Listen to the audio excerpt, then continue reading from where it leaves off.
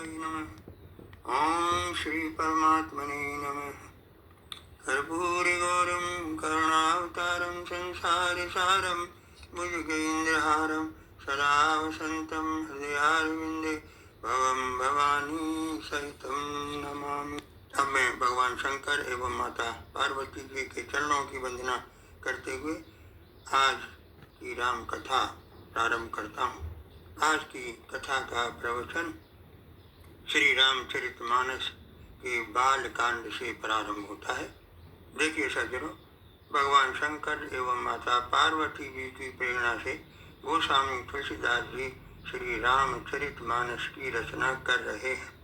हमारी सनातन संस्कृति में जब कोई शुभ कार्य प्रारंभ किया जाता है तो सभी देवी देवताओं की स्तुति की जाती है, जिसमें श्री गणेश जी प्रथम पूज्य माने जाते हैं।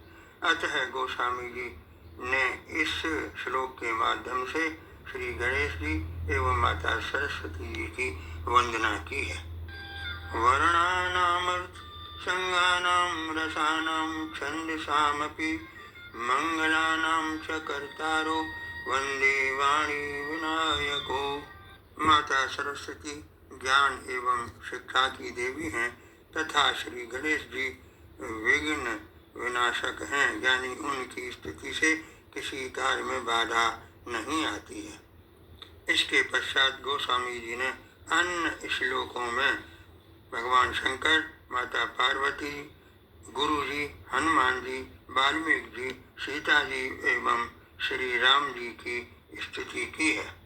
पुनः उन्होंने कुछ सोटों के माध्यम से भी देवी देवताओं की स्तुति की है, यथा जो सुमिरत सिद्धि होई गणनायक करिवर वदन करम अनुग्रह सोई बुद्धि रास शुभ गुण सदन मुख होई वाचाल पंगु चढ़े गिरिवर गहन जास कृपास दयाल द्रवं सकल कलिमल दहन नील सरोरु श्याम तरुण अरुण वारिज नयन करम सुमयूर धाम सदा क्षीर सागर शयन कुंड इंदु समदेव कुमार मन करुणायन जाय दीन पर ने करम कृपा मर्दन मयन बंदं गुरुपद कंज कृपा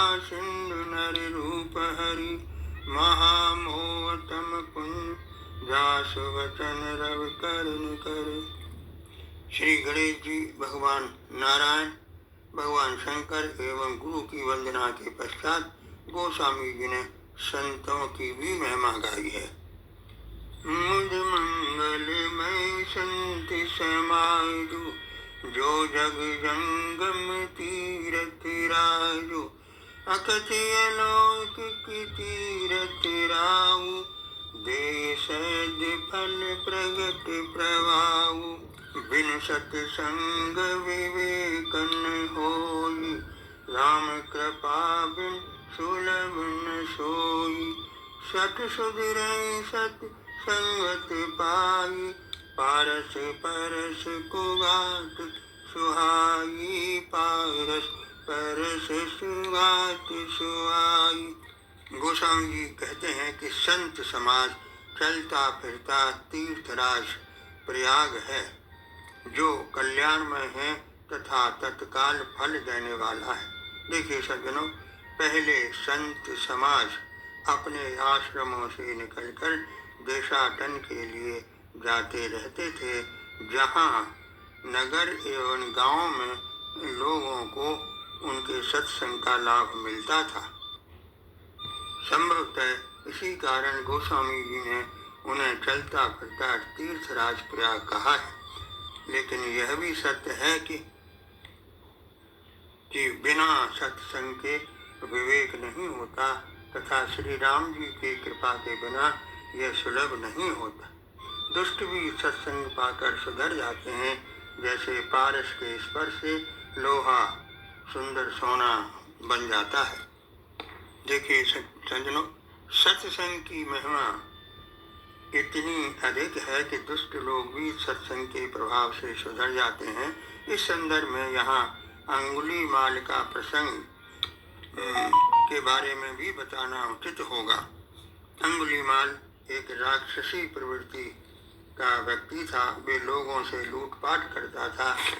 एक बार साधुओं को उसने लूटना चाहा तो साधुओं ने पूछा कि तुम ये घृणित कार्य क्यों करते हो?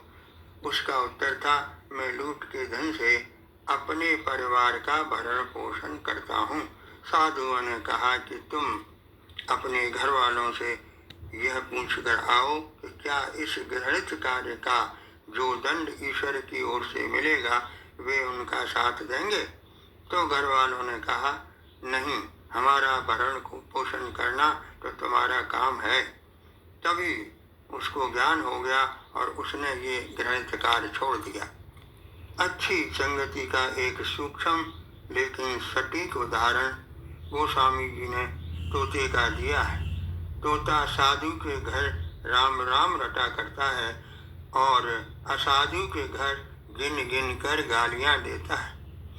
देखिए सज्जनों, जहाँ तक समाज में अच्छे और बुरे का प्रश्न है तो गोस्वामी जी ने स्पष्ट किया है, कहीं वेद इतिहास पुराना, विधि प्रपंच गुण अवगुण शाना, सुख दुख पाप पुण्य दिन राति, साधु असाधु सुजाति कुजाति, साधु असाधु सुजाति कुजाति।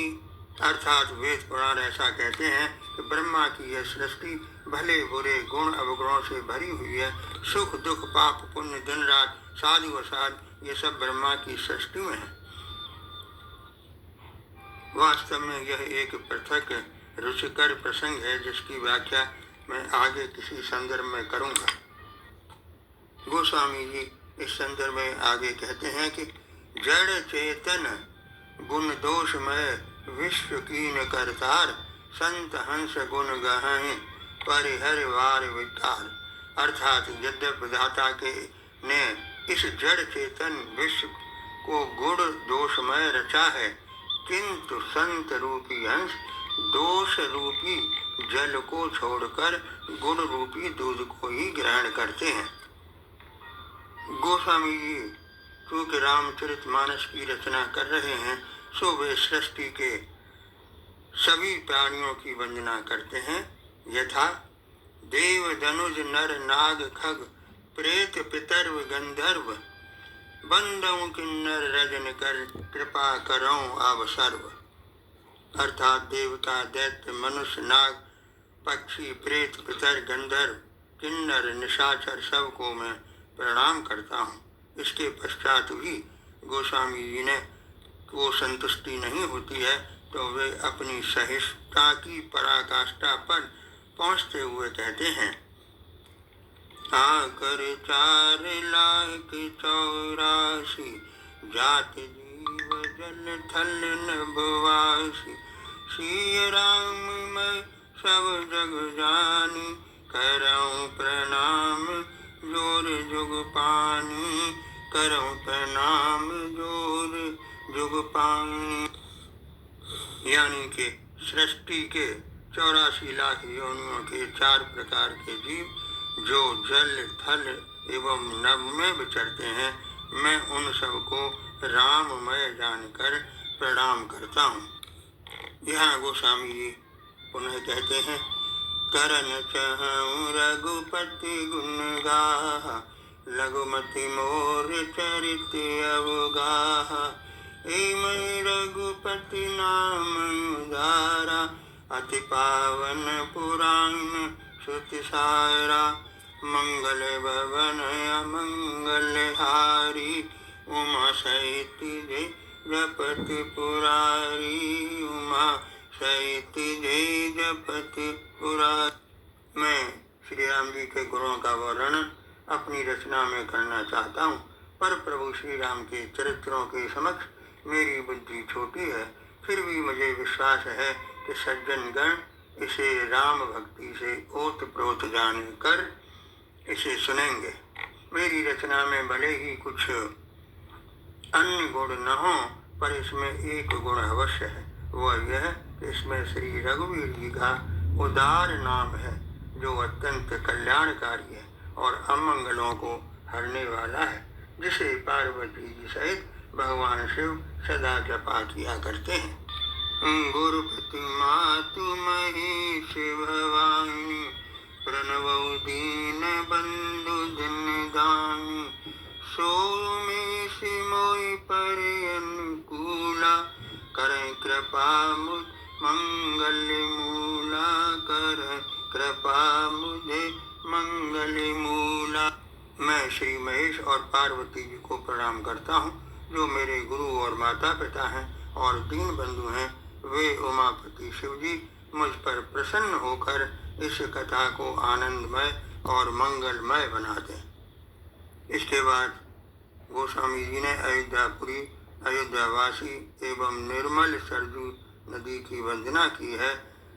तत्पश्चात सब रानियों सहित राजा दशरथ, राजा जनक, भरत जी, लक्ष्मण जी एवं शत्रुघ्न जी की भी वंदना की है।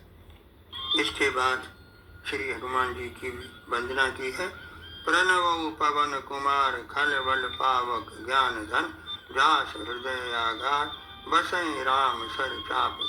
मैं पवन कुमार श्री हनुमान जी को प्रणाम करता हूँ, जो दुष्ट रूपी वन को जलाने के लिए अग्नि रूप हैं, ज्ञान की घन मूर्ति हैं और जिनके हृदय रूपी भवन में धनुष बाण धारण किए श्री राम जी का निवास है। इसके बाद सुखदेव जी सनकादिक एवं नारद मुनि को प्रणाम करते हैं। तत्पश्चात जगत माता राजा जनक की पुत्री श्री सीता जी एवं कमल नयन श्री राम जी के चरण कमलों की भी वंदना करते हैं। जनक सुता जग जनन जानकी, अतिशय प्रिय करुणा निधान की, पुनि मन वचन कर्म रघुनायक, चरण कमल बंधौ सब लायक, बंधौ नाम राम रघुवर को,